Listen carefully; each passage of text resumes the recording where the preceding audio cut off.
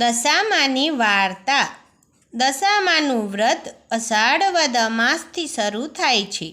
પ્રાતઃકાળે સ્નાન કરી ધૂપ દીવો કરી શ્રદ્ધાપૂર્વક દશામાની કથા સાંભળવી. 10 દિવસ સુધી નકોરડા ઉપવાસ કરવા. માટીની સાંઢળી બનાવી તેનું પૂજન કરવું. 10મે દિવસે એ સાંઢળીને નદીમાં પધરાવવી. 5 વર્ષે વ્રતનું ઉજવણું કરવું. યથાશક્તિ સોનું, ચાંદી કે પંચધાતુની સાંઢળી બનાવરાવી બ્રાહ્મણને દાનમાં આપવી. વસ્ત્રદાન કરવું. દક્ષિણા આપવી. ભક્તિભાવપૂર્વક દશામાનું વ્રત કરનારની સુખ, શાંતિ અને સમૃદ્ધિ જળવાઈ રહે છે. વાર્તા. સુવર્ણપુર નગરીમાં અભયસેન નામે ઘણો જ ગર્વિષ્ઠ રાજા રાજ કરતો હતો. નગરની સમૃદ્ધિનો પાર ન હતો. રાજાની ગુણિયલ, સંસ્કારી અને અતિ સુશીલ તથા રૂપવતી રાણીનું નામ અનંગસેના હતું. રાણી ઘણી જ નમ્ર અને ધર્મિષ્ઠ હતી. એ ઘણીવાર રાજાને અહંકાર ન કરવા સમજાવતી, પણ રાજા એની વાત કદી ન સાંભળતો. એક દિવસ રાજમહેલના ઝરૂખે બેઠેલી રાણીએ નદીના કિનારે સ્ત્રીઓને વ્રત કરતી જોઈ.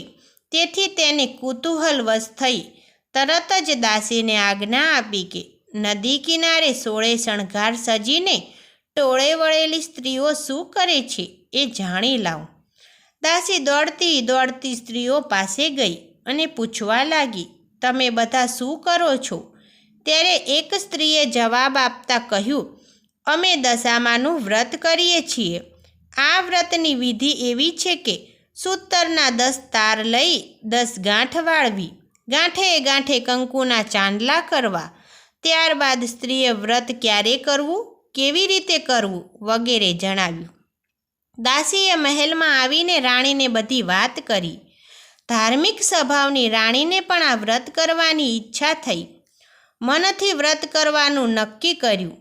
એણે રાજાને આ વાત જણાવી તો અહંકારી રાજાએ ના પાડી દીધી અને કહ્યું, આ વ્રત તો ગરીબ ગુરબા માટે છે. તારે તો ઘણી સાહ્યબી છે. ધન દોલત, નોકર ચાકર, બાગ બગીચા, રાજપાટ બધું છે. માટે આ વ્રત કરવાનું જ છોડી દે.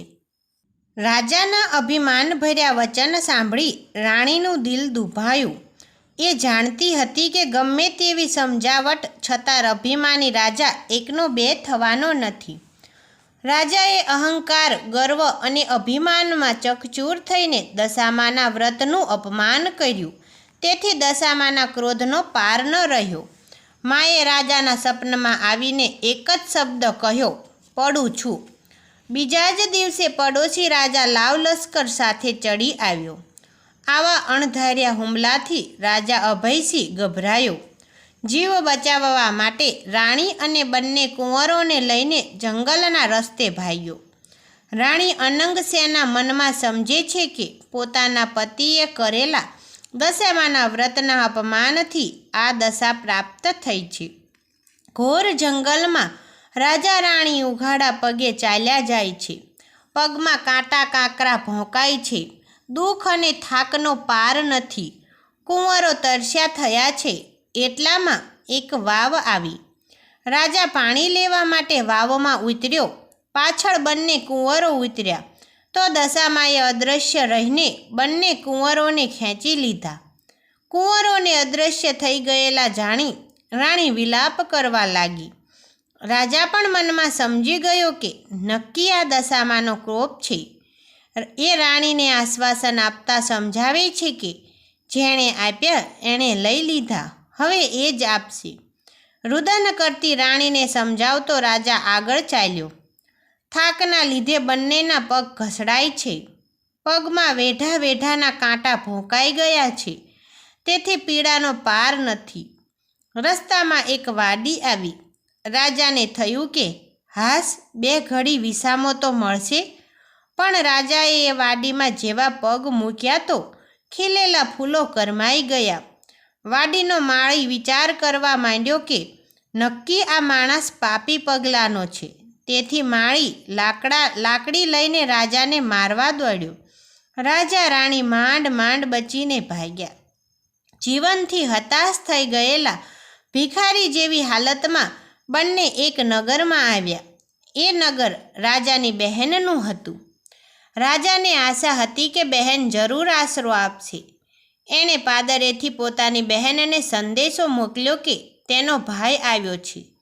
બહેને પોતાના ભાઈને સોનાની ગાગરમાં સુખડી મોકલાવી અને સાથે સોનાની સાંકળી મૂકી. પણ સોનાની ગાગર પિત્તળની બની ગઈ, સુખડી ઈંટના કટકા બની ગઈ અને સોનાની સાંકળીના બદલે ફૂફાડા મારતો કાળો નાગ નીકળ્યો. રાજા વિચાર કરે છે કે મારી સગી બહેન મને મારી નાખવા આવું ન કરે. નક્કી આ દશામાના ક્રોપને કારણે જ થયું છે. આવો વિચાર કરી રાજાએ ગાગર ત્યાં જ દાટી દીધી અને રાણીને લઈને આગળ ચાલ્યો. ચાલતા ચાલતા એક નદી આવી. નદીના કાંઠે ચીભડાના વાડા છે. રાજા બે હાથ જોડીને વાડાના માલિકને કરગરવા લાગ્યો કે ભાઈ, 7 દિવસના ભૂખ્યા છીએ, દયા કરીને એક ચીભડું આપ. ખેડૂતને દયા આવવાથી એક ચીભડું આપ્યું. રાજાએ નક્કી કર્યું કે આગળ જઈને થોડો વિશ્રામ કર્યા પછી ચીભડું ખાવું અને ભૂખ સમાવવી. પૂર્વે બન્યું એવું કે એ ગામના રાજાનો કુંવર 2 દિવસ પહેલાં રિસાઈને ભાગી ગયો હતો. સિપાઈઓ કુંવરની શોધમાં નીકળ્યા હતા.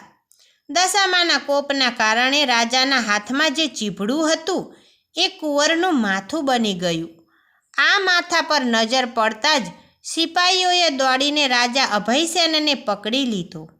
દોરડાથી બાંધીને લાતો મારતા નગરમાં લઈ ગયા. નગરના રાજાને બધી વાત કરી. રાજાએ પોતાના કુંવરની હત્યા કરવા બદલ અભયસેનને કાળ કોટડીનો હુકમ આપી બંદીખાનામાં નાખી દીધો. રાજા વગર વાંકે કેદ થયો.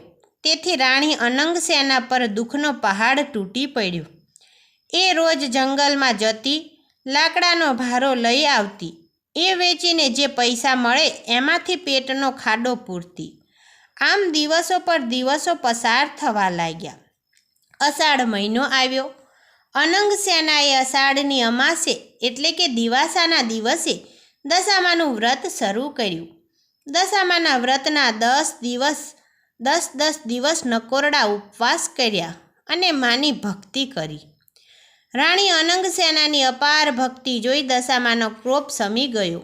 માએ રાણીને આશીર્વાદ આપતા કહ્યું કે કાલે તને તારો પતિ પાછો મળશે. એ જ રાત્રે દશામાએ નગરના રાજાને સપનામાં જઈ આદેશ આપ્યો કે તે નિર્દોષ માણસને કેદમાં પૂર્યો છે. તારો કુંવર તો એના મોસાળમાં લીલા લહેર કરે છે. સવારે પાછો આવી જશે. સવાર પડતા જ દશામાની કૃપાથી કુંવર પાછો આવી ગયો. રાજાએ જાતે જઈને અભયસેનને બંદીખાનામાંથી મુક્ત કરી ક્ષમા માગી. એટલું જ નહીં, ખૂબ ધન પણ આપ્યું. રાજા રાણી રથમાં બેસી સુવર્ણપુર આવવા નીકળ્યા. રસ્તામાં બહેનનું નગર આવ્યું.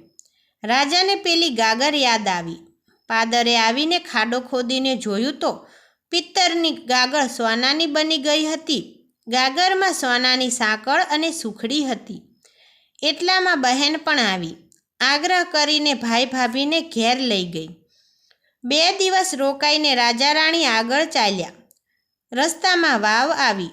જોયું તો વાવના કાંઠે દશામાં વૃદ્ધ ડોશીનું રૂપ ધારણ કરીને ઊભા છે. બંને કુંવરો એમની આંગળી પકડીને ઊભા છે. રાજા રાણી તરત જ માતાજીને ઓળખી ગયા અને લાકડીની જેમ માના પગમાં પડ્યા. દશામાએ અસલ સ્વરૂપમાં આવી દર્શન આપતા કહ્યું, હે રાજા, તે અભિમાન આણીને મારું વ્રતનું અપમાન કર્યું હતું. તેથી તારા પર હું ક્રોપાયમાન થઈ હતી. પણ હવે તારો ગર્વ ગળી ગયો છે. વળી તારી રાણીએ ભાવથી મારું વ્રત કર્યું છે. તેથી હું પ્રસન્ન થઈ છું. તારું રાજ તને પાછું મળી જશે. માં કરતો રાજા અભયસેન દશામાના પગમાં આળોટી પડ્યો અને બોલ્યો, માં, હે દયાળી, કળિયુગમાં તમારી કારમી કસોટીમાંથી કોઈ પાર ઉતરી નહીં શકે. માટે આવો ક્રોપ કદી ન કરશો.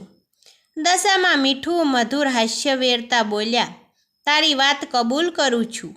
કળિયુગમાં જે કોઈ મારી કથા સાંભળશે કે સંભળાવશે તેની દશા સદા સારી રહેશે. આમ કહી દશામાં અદૃશ્ય થઈ ગયા. રાજા રાણી બંને કુંવરો સાથે પોતાના રાજ્યમાં આવ્યા. અભયસેનના સેનાપતિએ પડોશી રાજાને હરાવીને રાજ પાછું મેળવ્યું હતું. રાજા રાણી આનંદપૂર્વક દિવસો પસાર કરવા લાગ્યા. હે દશામાં, જેવા રાજા રાણીને ફળ્યા તેમ વ્રત કરનાર સર્વને ફળજો.